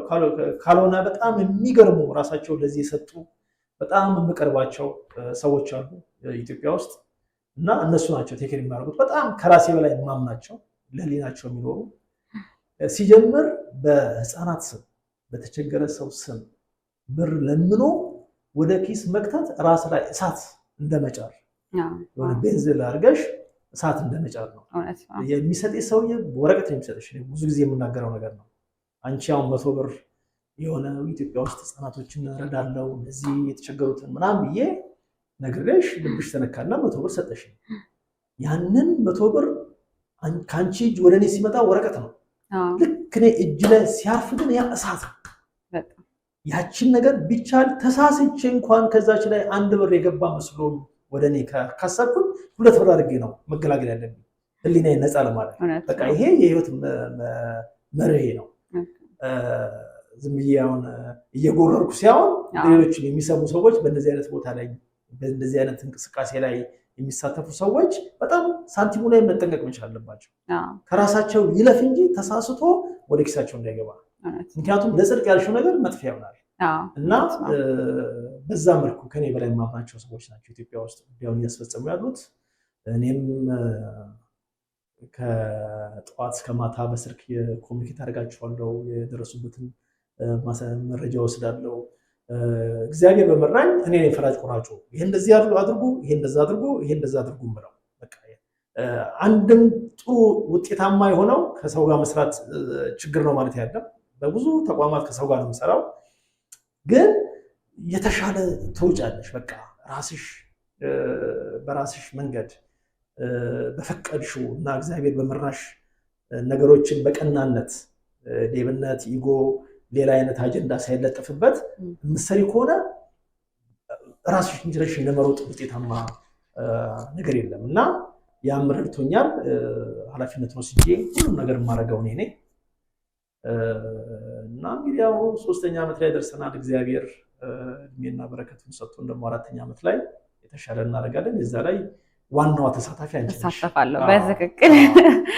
አይ በጣም ደስ ይላል። በጣም ደስ የሚል ነገር ነው። ጥሩ ነገር ማድረግ እዚህ ምድር ላይ አጭርም ጊዜ ስለሆነች ያለችን ህይወት በዛች ሰዓት ላይ ከራስም አልፈ ሌሎችን ረድቶ ማለፍ በጣም ትልቅነት ነው ብዬ እላለሁኝ። እና አንድ ነገር አሁን ይህንን ማድረገው እውነት ለመናገር አሁን ዝም ብዬ ለማስመሰል አለ እኔ ደጎኜ ቅዱስ ሆኜ አሪፍ ሰው ሆኜ ምናምን አለ። የኔ ትልቁ ነገር ምንድነው? ውስጤ እንዲህ አይነት ነገር ኢንጆይ ያደርገዋል። በጣም ደስ ይለኛል። በቃ ማስተባበር የሆነች ነገር ከዛም ከዚህም ሮጬ ያንን ውጤት ማየት ያረካኛል። ከዛ አኳያ ነው እንጂ ከማንም የተሻለ በጣም ደግ ሰው፣ በጣም አሪፍ ሰው፣ በጣም ቅዱስ ሰው በፍጹም አለ። ይሄን የምለው ከልቤ ነው። በሆድ ደስ ባለኝ፣ ግን ሞር ኢንጆይ የማደርገው ማስተባበሩ ነው። አስተባብሮ የሆነን ውጤት ማየት ያ በጣም ያረካኛል። ጸጋ ነው ማለት ሁላችንም የተሰጠን ጸጋ አለ። አንዳንድ ሰው መስጠት ይሆናል ጸጋው፣ ገባክ? ሜቢ ማስተባበር የሱ አይደለም። ያንተ ጸጋ ደግሞ ሜቢ ማስተባበርም መስጠትም እንደ ድልድይ መሆንም ሊሆን ይችላል። እና ግን አንዳንድ ደግሞ ጸጋክን አስተውለህ የተሰጠኝ ይሄ ነው፣ እኔ እዚህ ምድር ላይ ሌላ የተሰጠኝ ተሰጥኦ ያለኝ ነገር አለ። ተሰጥኦ ሳይሆን የተፈጠርክለት ነገር አለ። ከትምህርት መማርና ሰክሰስፉል ከመሆን በላይ ደግሞ በዚህ በኩል ላንተ ቴዲ ሰርቭ እንዲያደርግ እዚህ ምድር ላይ ሲመጣ ይሄንን ሰርቭ ማድረግ አለበት ተብሎ የተሰጠህንም ነገር አስተውሎ በዛ መንገድ ላይ መንቀሳቀስ ራሱ በጣም ትልቅ ነገር ነው። እያንዳንዳችን ወደዚህ ምድር የመጣ ነው ለሆነ ነገር ነው፣ የሆነ አሳይመንት ተሰጥቶን ነው የምንመጣው ብዬ አምናለሁ። እና እሱ ነው እና ዋናው ነገር ፕሮሰሱን እንጆ ያደርጋል። አይ ደስ ይላል በጣም ምናምን ነገር እና የሆነች ነገር ማየት ከዛ በኋላ እሱን ለማለት ነው። እሺ እንግዲህ ቴዲ አንተ በጣም የብዙ ሀሳብ ያው ባለቤት ነህ። ብዙ ነገር ነው የምታደርገው። ሀሳብ ባለቤት ብቻ ሳይሆን ያሰብከውን ነገር በማድረግ የምትታወቅ ነህ። እኔ አሁን ሳቅ አስበህ ሰው አንዳንዴ አስቦ ማድርጊት ላይ ትንሽ ሊደክም ይችላል እና አንተን በጣም ብዙ ነገር ያስብካቸው እንደዚህ ያደርጋለሁ ብለህ ያልካቸውን ነገሮች ሁሉ አድርገህ የማገኝ ሰው ነህና እስካሁን ድረስ ደግሞ ብዙ ከዛ ውጭ ደግሞ ስቲል እየሰራህባቸው ያሉ አንዳንድ ጉዳዮች አሉ። ለምሳሌ አንደኛው ምንድነው የልደታን ገዳም በአትላንታ ላይ የሚል ሀሳብ አንስተሃል እና እሱ ደግሞ እስቲ ሲጀምር ከየት መጣልህ? እንዴት መጣ? ሲቀጥል ደግሞ እስቲ እንዴት ነው ሂደቱ? አንተንስ? እንኳንም አነሳሽው። በጣም ደስ የሚለኝ ቶፒክ ነው። ከየት እንደሚጀምር አላውቅም። ያው የምናወራው ስለእመቤታችን ነው፣ ስለ አንድዬ እናት። ለእኔ በጣም ብዙ ነገር ናት። በህይወቴ ብዙ ነገር ተደርጎልኛል። በእመቤቴ በኩል በእመቤቴ አማላጅነት ብዙ ነገር ተደርጎልኛል። ይህንን ሳወራ በኩራት ነው። እንደውም እንደ ምስክርነት እንዲቆጠርልኝ መቼም የተወሰነ ሰው ቪዲዮ ስለሚያየው ምስክርነትም ነው ብዬ ስለማስብ ነው በኩራትና በደስታ ማውራው እና ብዙ ነገር ተደርጎልኛል። ደብረ ዕንቁ ልደታ ማርያም የምትባል ደብር አለች ኢትዮጵያ ውስጥ ከቀበና አናት ላይ ከኮከበ ጽባህ ትምህርት ቤት ምናልባት ታውቂው እንደሆነ ራሽያ ኤምባሲ ምናምን ከፍ ብሎ አናት ላይ በቃ የአዲስ አበባ ቁንጮ ማለት ይቻለሽ ተራራው ላይ የታነጸች ደብር ናት። ምናልባት 64 ሜትር ቁመት ያለው በእመቤታችን በዚህ ዓለም በህይወት የቆየችበትን ዘመን ለማመላከት ነው። 64 ዓመቷ ላይ ነው አረፈች የሚባለው እና ያንን አመላክቶ የሚሰራ ትልቅ መስቀል አለ። ስለሱ ሰምተሽ እንደሆነ እዚህ አትላንታም የሆነ ፈንድሬዚንግ ባለፈው ተካሂዶ ነበረ ኢትዮጵያ ኮሚቴ አዳራሽ ውስጥ። ምናልባት አሁን ይህን የሚሰሙ ሰዎች የደብሯ የት እንደሆነች እንዲያውቁት ብዬ ነው የምገልጸው። እና እዛ ደብር ሄጄ 3 እና 5 ደቂቃ ተንበርክኬ ምንም ነገር ብጠይቅ ምንም ነገር እንደው እግዚአብሔርን ካልፈራው ሄጄ እመቤቴ የኢትዮጵያ ጠቅላይ ሚኒስትር አድርገኝበት የሚቀጥለው ቀን እንደምታደርገኝ አምናለሁ። ያን ያህል መልካም የሚገርሙ የማይታሰቡ ነገሮች ተደርገውልኛል። እና የዛሬ 2 ዓመት ልክ እንደዚሁ እንግዲህ ይሄ የሚጀምረው ከዛሬ 23-24 ዓመት ጀምሮ ነው በእኔ ህይወት ውስጥ እዛ ደብር ሄጄ ብዙ ነገሮች የተፈጸሙልኝ። ግን ቀላል ምሳሌ አሁን ለዚህ ሀሳብ መነሻ የሆነው የዛሬ 2 ዓመት አካባቢ ኢትዮጵያ ነበርኩኝ እና አንድ በጣም ያጨናነቀኝ እንዲሆን የምፈልገው ትልቅ ጉዳይ ነበረኝ እና እናቴ ታውቃለች ብዙ ጊዜ በቃ ይሄንና ነገራት ነው ያለኝን አታችመንት እዛ ሄጄ ምንም ነገር ጠይቄ እንደሚሳካልኝ ስለምታመን የሆነች ነገር ካጨናነቀኝ እስከ ቤልጂክ ኤምባሲ በታክሲ እመጣለሁ። ከዛ በኋላ ልክ ከቤልጂክ ኤምባሲ አካባቢ ባጃጆች አሉ፣ ቀጥ ያለ ተራራ ስለሆነ ባጃጆች ናቸው የሚወጡት እና እነሱን ኮንትራት ይዤ ተሳልሜ መመለስ ነው። አለቀ እና ጉዳይ ይሳካልኛል። ምንም ቅንጣት ገና ያችን 3 ወይ 5 ደቂቃ ተንበርክኬ ስነሳ ከትከሻዬ ላይ የሆነ ነገር ሲወርድ ነው በቃ ቅልል የሚል ስሜት ሲሰማኝ ነው የማውቀው። እና እንደዚህ የዛሬ 2 ዓመት ያ ጉዳይ ሲያጋጥመኝ ቀጥታ ወደ ልደት እየሄድኩኝ ተንበረከኩ። ከኔ የሚጠበቀው ቅድም እንዳልኩሽ 3 ወይም 5 ደቂቃ መንበርከክ ነው። አለቀ እና ሹክ ማለት ነው። ተፈጸመ። ምን ጭንቅላቴ ውስጥ መጣ? ልደታ እኮ የትም ሆኜ ትሰማኛለች፣ የትም ቦታ ሆኜ ጸሎት ባረግ ትሰማኛለች። ግን እኔ ማምነው ምንድነው በቃ ሄጄ በራፋው ላይ መንበርከክ አለብኝ ብዬ ነው የማስበው። እና ምን አለ እንደው አትላንታ ላይ ልደታ በኖረች የሚል ነገር ለመጀመሪያ ጊዜ ጭንቅላቴ ውስጥ ተቀረጸ። በቃ የሆነች ነገር ሲያጋጥመኝ ቶሎ ብዬ እሄዳለሁ፣ በቃ ጉዳይ ይፈጸምልኛል ብዬ አሰብኩኝ። ያን ሀሳብ እንግዲህ የኔን ነገር ታውቂያለሽ፣ ለቤተክርስቲያን ቅርብ ሰው አይደለሁም፣ መንፈሳዊ ሰው መባል አይደለሁም፣ ዓለማዊ ሰው ነኝ። እና ይሄን ነገር አሁን ቸርች ይሰራል ምናምን ሰው ይለኛል አይነት ነገር የሚል እግዚአብሔር የሚያውቀው ፌስቡክ ላይ እጽፋለሁ። ጽፍና ብዬ ዲሊት አደረገውና ተዋለሁ። እጽፍና እፈራለሁ። በቃ ያን ነገር እንትን ማለት ቸርችን ቴድሮስ ተነስቶ ደግሞ ቸርችን ደግሞ አሁን ቸርችን እንስራለ መጨረሻ ላይ ሲፈታተነኝ አንድ አባባል የሰማሁት አንድ መልካም ነገር ብለሽ የምታስቢው ነገር ልብሽ ላይ ደጋግሞ ከመጣ ያ ነገር መልካም ነው ማለት ነው። በቃ እግዚአብሔር የፈቀደው ነገር ነው የሚል ነገር ሰማሁ። ይሄ ነገር በየጊዜው የሚቦጠቡጠኝ በቃ ካልወጣው የሚለው ለመልካም እንደሆነ ስለምንድን ነው የሚጨናነቀው? ለምን አልጽፍም? ስጽፍ ግን ተጠንቅቄ እጽፋለሁ። እኔ ላሰራው ሳይሆን ማህበረ ቅዱሳኖች አሉ እዚህ አሁን ከተማ ውስጥ ወይም የተለያዩ መንፈሳዊ ስብስቦች አሉ። ለእነሱ አሳይመንቱን እሰጣለሁ። ሀሳቡን ልሽጥ ብዬ የዛሬ ዓመት አካባቢ የልደትዬ በዓል ላይ የዕለት ዕለት ጻፍኩ።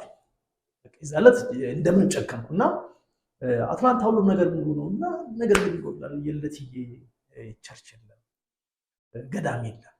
ትልቅ ገዳም እኮ መገንባት እንችላለን።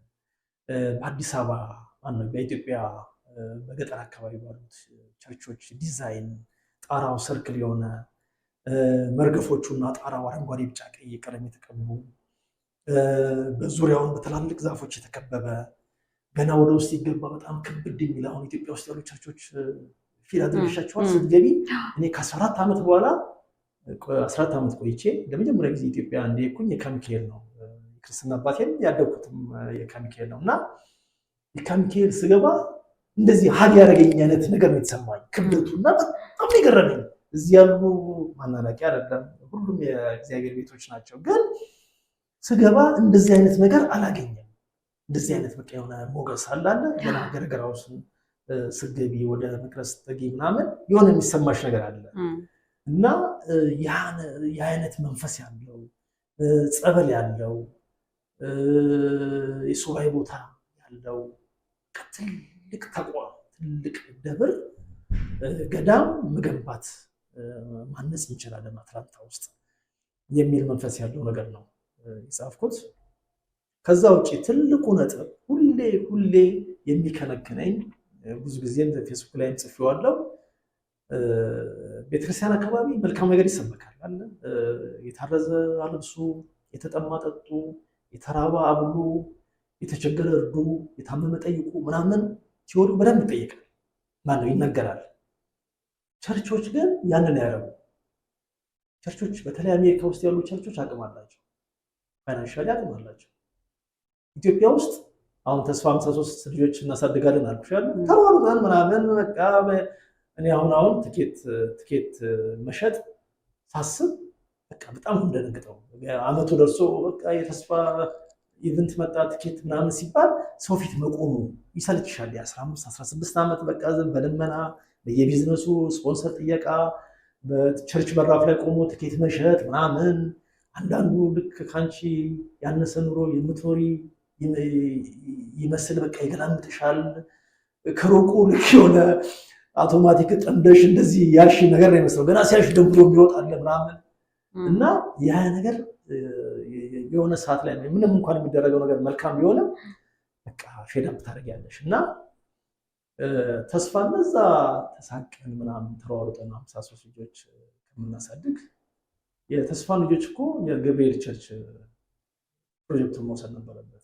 ወይንም ኦኬ ተስፋ የያዘውን ይዞ የገብርኤል ቸርች 100 ህፃናት ፕሮጀክት በአመት ቀርጾ ችግረኞችን መርዳት ነበረበት ኢትዮጵያ ውስጥ። የማርያም ቸርች እንደዚሁ፣ ስላሴ ቸርች፣ ሚካኤል ቸርች ሁሉ። አሁን ይሄን እንግዲህ አትላንታ ውስጥ ያሉትን መቼም ቅርብ ያሉትን ነው የምጠቅሰው። ይሄን ስጠቅስ ግን በአውሮፓ፣ በአውስትራሊያ፣ በሰሜን አሜሪካ ኤቭሪዌር አቅም ያላቸው ቸርቾች ፕሮጀክት ቀርጸው የተራባብሎ የተጠማጠጡ ከማለት ባለፈ ሪል የሆነውን ነገር ለምዕመናን ማሳየት ነበረባቸው። ራሳቸው ፕሮጀክት ቀርጸው በጀት መድበው በቃ መጨረሻ ላይ የምትጠየቂው እሱ አይደለም ቸርች ገነባሽ አይደው ነው። ብዙም ስለ መንፈሳዊ ነገር እውቀት የለኝም፣ ዝም ብዬ ነው የማወራው በገባኝ። ይህን መቼም ብዙ ሊቃውንቶች እንዲያውት ስለሚችሉ በእኔ ልክ በቴዎድሮስ ታደሰ ልክ ነው የማወራው እና አጥፍቼም ከሆነ እታረማለሁ፣ ግን ያ መሆን አለበት ብዬ ነው የማስበው። ስለዚህ በነገራችን ላይ በጣም ሶሪ እዚህ ጋር አቋረጥኩ። እውነትህን ነው። የተራቡ የተጠሙ ሰዎችን ብቻ ሳይሆን ኢትዮጵያ ውስጥ ያሉ በጣም ብዙ ቤተክርስቲያኖች አሉ፣ ገዳማቶች አሉ የሚቸገሩ እና እዚህ ያለ ቤተክርስቲያን ሰፖርት ማድረግ እነሱን አቅም አለ ብዬ አስባለሁ። በዚህ አጋጣሚ እሱን ለማስተላለፍ ያክል ነው። እሱም አንዱ ጉዳይ ነው። ከሱም በላይ ግን አሁንም ተሳስቼ ሊሆን ይሄ ይችላል። በጣም ሰፊ ቶፒክ ነው፣ ትልቅ ነገር ነው፣ ትልቅ ሀሳብ ስለሆነ ከዚህም በላይ ግን ከዚህም በላይ እኔ በየገዳማ በየገጠሩ ሻማ የሌላቸው በሳር ክዳን የሚቀድሱ ብዙ ነገር አለ። ይሄ ሰፊ ሀሳብ ነው። እሱም እንዳለ ሆኖ ማድረግ ይቻላል ይቻላል። ትብብር ካለ የተራበ የተጠማ የታረዘ ምንም አያጠያይቅም። እንደተማርነው የመጀመሪያ የምትጠየቂው እሱም ነው። ስራባ አብተሽኛል ወይ ያልብሰሽኛል ወይ? እነኚህ መሰረታዊ ጥያቄዎች ናቸው እና አሪያ መሆን ያስፈልጋል። ይሄ እንደሚሆን ቅንጣት አልጠረጠርም። አትላንታ ላይ በ6 ሚሊዮን ዶላር ወይም ከዛ በላይ በሆነ የእመቤታችን የቅድስት ድንግል ማርያም የልደትዬ ገዳም ይገነባል። መቼ አላቅም፣ እንዴት አላቅም፣ ማን ያደርገዋል አላቅም፣ ግን ይሆናል በእርግጠኝነት እና ያ ነገር እውን ሲሆን ገዳሟ የምታገኘው ሙሉ ገቢ ኢትዮጵያ ውስጥ ያሉ ችግረኞችን ነው በፕሮጀክት ቀርጻ የምታስተዳድረው። ያ ነው በቃ ሌላኛው ትልቁ ራዕይ። ይሄ ሞዴል ሆኖ አይደለም ለአትላንታ፣ ከአትላንታ ውጭ በዓለም ላይ ያሉ የኢትዮጵያ ኦርቶዶክስ ተዋሕዶ ቸርቾች አሪያ ሆኖ ሁሉም ያቅሙን ያደርጋል። የሚገርም ለውጥ ይመጣል። የሚገርም ለውጥ። ይሄ ደግሞ ምዕመናን ዝግጁ ነው። አውደ ምሕረት ላይ ቆሞ ይህንን በደንብ አድርጎ የሚሰብክና ያንን ተግባራዊነቱን ተከታትሎ የሚያስፈጽም ሰው እስካለ ድረስ ሰው ለመስጠት ዝግጁ ነው። ጥቂት ነገር ነው የሚወረወረው። $10 ኢትዮጵያ ውስጥ 1200 ብር አካባቢ ነው በአሁኑ ምንዛሬ። ቀላል ብር አለ እና ሁሉም በእነዚህ አይነት መልኩ ያደረግ ትልቅ ለውጥ ስለሚመጣ እግዚአብሔር ፈቅዶ ሰው ያስባል፣ እግዚአብሔር ይፈጽማል ነው። ይሄ ነገር እውነትም እመቤታችን ይሄ ነገር እንዲሆን ፍቃዷ ከሆነ መሆኑ አይቀርምና ተግባራዊ ከሆነ ይሄ ነገርም ጎን ለጎን እንደ ፓይለት ፕሮጀክት ሆኖ በገዳሙ ቢሆን ብዬ የማስበው ነገር ያ ነው እና እነሳሱ ያ ነው ለማለት ፈልጌ። እንዴት ነው ይሄ ገዳም ሌላ አዲስ ነገር ይዞ ይመጣሉ? ለምሳሌ አሁን እዚህ ሀገር የኦርቶዶክስ የግሪክ ኦርቶዶክስ ቤተክርስቲያን አሁን ብንወስድ የልጆች ትምህርት ቤት አለ ከጎን ለጎን አብሮ ተያይዞ የተከፈተ። የኛ ቤተክርስቲያኖች ብዙ ጊዜ የለንም። እኔ አትላንታ ላይ የማውቀው የልጆች መዋያ ወይም ደግሞ ኤሌመንተሪ ስኩል ያለው ቸርች የለንም። ዓለማዊ ትምህርትም ጎን ለጎን አንደኛ ለቤተክርስቲያኑ እንደ ኢንካም ይሆናል። ሁለተኛ ነገር ደግሞ ልጆቻችን አሁን በተለይ በዚህ በምዕራቡ ዓለም ላይ ብዙ አይነት ነገሮች የሚታዩ ነገሮች አሉና እንዴት ነው ልጆቻችንን በቤተክርስቲያን ሁሉም በሃይማኖቱ እንዴት ነው በሃይማኖቱ አንጾ ሃይማኖቱን ቋንቋውን ካልቸሩን አስተምሮ የሚያሳድገው? እሱስ ነገር አሁን ይሄንን ገዳም ስላነሳ ነውና ይሄንንስ ፕሮጀክት ጎን ለጎን አስባችሁታል ወይ? አሪፍ፣ በጣም አሪፍ ቆንጆ ሀሳብ ነው። ገዳሙ እንግዲህ አትላንታ ውስጥ ገዳም የለም። ሶፋር አለ የኢትዮጵያ ኦርቶዶክስ ተዋሕዶ ስር የሚተዳደር ገዳም የለም። አብያተ ክርስቲያናት ናቸው ያሉት። አይ ቲንክ የገዳም ቅርጽ ራሱን የቻለ የተለየ ነው ብዬ ነው የማስበው። እሱን እንግዲህ ሞሪያው የቤተክርስቲያኑ ሊቃውንቶች ስላሉ በደንብ አድርገው ያብራሩታል። ይሄ አሁን እኛ ግን በሀሳብ ደረጃ በነገራችን ላይ በየወሩ ልደታን እየዘከረን ነው። እንግዲህ አሁን ባለፈው ያው ምስረታው ስብሰባ ላይ በቴሌኮንፈረንስ የነበረ ስብሰባ ላይ ነበርሽ አንቺ። ያደረግነው ውይይት እንዴት ሰው 19 ሰው ሆነ ነው። እኔ 6-7 ሰው ከመጣ በጣም አሪፍ ነው ብዬ ነበረ። ኢንቪቴሽኑ ፌስቡክ ላይም አላረኩም፣ በግል ነው ያን ክሬት ባረኩበት ገንዘብ የምሰበስብበት የዋትሳፕ ግሩፕ ላይ መልዕክቱን ያስተላለፍኩት። 19 ሰው ተገኝቶ በጉዳዩ መከረን በጣም ደስ በሚል ሁኔታ እና እዛ ላይ የጠቀስነው ነገር ምንድን ነው? መነሻችን በየወሩ ልደታን መዘከር፣ መድረሻችን ግን ቤቷን መስራት ብለን ነው እንደ መሪ ቃል ያወጣነው። ምን አይነት መልክ ይኖረዋል ለሚለው ጥያቄሽ፣ ገዳም ነው የምናንጸው። ቅድም እንዳልኩት የጸበል ቦታ ይኖረዋል፣ የሱባኤ ቦታ ይኖረዋል፣ የካህናት ማሰልጠኛ፣ የዲያቆናት ማሰልጠኛ፣ እንደዚህ መንፈሳዊነት በደንብ ስርዓት ባለው በቋሚነት ትምህርት የሚሰጥበት ተቋም ይኖረዋል። ከዛ በተረፈ የመቃብር ቦታ ይኖረዋል እና አሁን ያልሽው አሁን ትልቅ ነጥብ ያነሳሽው ብዙ የክርስቲያን ስኩሎች አሉ፣ ዓለማዊ ካቶሊኮች በደንብ የተለመደ ነው አሜሪካ ውስጥ።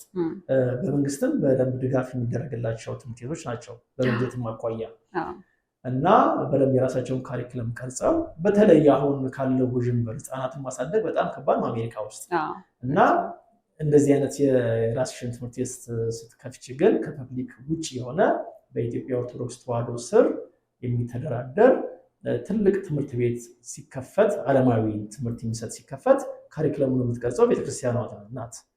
ስለዚህ ያ እድል ይሰጣል። ይሄ አሁን ግብረ ገብነት ለማስተማር ከኢትዮጵያ ባህል ትውፊት ጋር የተገናኘ ልጆችን በደንብ አንጾ ለማሳደግ የሚረዳ እድል ይፈጥራል። ያ በጣም ትልቅ አድቫንቴጅ ነው የአትላንታ ውስጥ ለሚኖሩ ህፃናት ማለት ነው። በዛ ውስጥ ተኮትኮተው ካደጉ አትሊስት እንደው እስከ ኤሌመንት እስከ ሚድል ስኩል እስከ 8ኛ እንኳን ትምህርት ቤቱ ቢገነባ ከዛ በኋላ ከ8ኛ ክፍል ወደ ሃይ ስኩል ሲሄዱ በደንብ ቋሚ ፋውንዴሽን ቤዝ ስላላቸው የትም አይሄዱ ልጆቹ። ፈሪሃ እግዚአብሔር ይኖራቸዋል። ጥሩ አይነት የግብረ ገብነት ትምህርት ይዘው ነው የሚወጡት እና በእንደዚህ አይነት ቅርጽ ነው። ላይብረሪ ይኖረዋል። የሊቃውንት መምከሪያ ቦታ ይኖራል። እንግዲህ የኢትዮጵያ ኦርቶዶክስ ተዋሕዶ ቤተክርስቲያን በጣም ሰፊ ተቋም ስለሆነች ዲቴል ነገሩን በደንብ በዝርዝር አሁን እኔ ምንም እውቀት የለኝም እውነት ለመናገር ጀስት ሀሳቡ በቃ ከተደረገልኝ ነገር አኳያ ወይ የልደትዬ ቸርች የልደትዬ ገዳም አትላንታ ውስጥ ቢኖር ከሚል በጎ ምኞት ውጪ ቅድም እንደገለጽኩልሽ ማን ይስራው እንዴት ይሰራ የት ይሰራ የማውቀው ነገር የለም። ግን እርግጠኛ ሆኜ የምነግርሽ በ6 ሚሊዮን ዶላር እና ከዛ በላይ በሆነ ገዳሙ ይሰራል አትላንታ ላይ እና የእግዚአብሔርን ፍቃድ የእግዚአብሔርን ቀን መጠበቅ ነው። ለዛም ነው መነሻችን ልደታን መዘከር፣ መድረሻችን ግን ቤቷን መስራት ብለን ቃል ያዝነው። ደስ ይላል በጣም እንግዲህ ምኞትህን ፈጣሪ እንዲፈጽምልህ ምኞታችንን ይሄ ለካ የጋራ ምኞት ነው። ሀሳብ በኮሚቴ ላይ መጣ ይችላል። 1000 ሰው ተኝቶ ሲነሳ አንድ ሀሳብ ይዞ ላይ ነሳ ይችላል። አንድ ሀሳብ ግን ይበተንና የብዙዎች ስለሚሆን አሁን የኔ ሀሳብ የኔ ምንም አይደለም በቃ ኦልሬዲ ተሸጧል። ስለዚህ ማን የሆነ ቦታ እንደሚነሳ ታውቂ እውነት ነው። እኛ እመቤታችን የምትቀደውን መንገድ መጠበቅ ነው። ቁጭ ብለን ሀሳቡን አስበናል። በየወሩ እንዘክራታለን። ሰብሰብ እያለን በገባን ቋንቋ አባቶችን እየጠራን መዝሙር እየዘመረን እንቀጥላለን። አንድ ቀን ግን ቅንጣት አልጠራጠርም ይሆናል። ወይ ደስ ይላል በጣም እንግዲህ ሀሳባችንን እግዚአብሔር ፈጣሪ ያስፈጽምልን ብዬ እላለሁ። እንግዲህ ፕሮግራማችንን ከመጠቅላላችን በፊት በጣም 2 ኢምፖርታንት የሆኑ በጣም መነሳት ያለባቸው ፖይንቶች አሉ።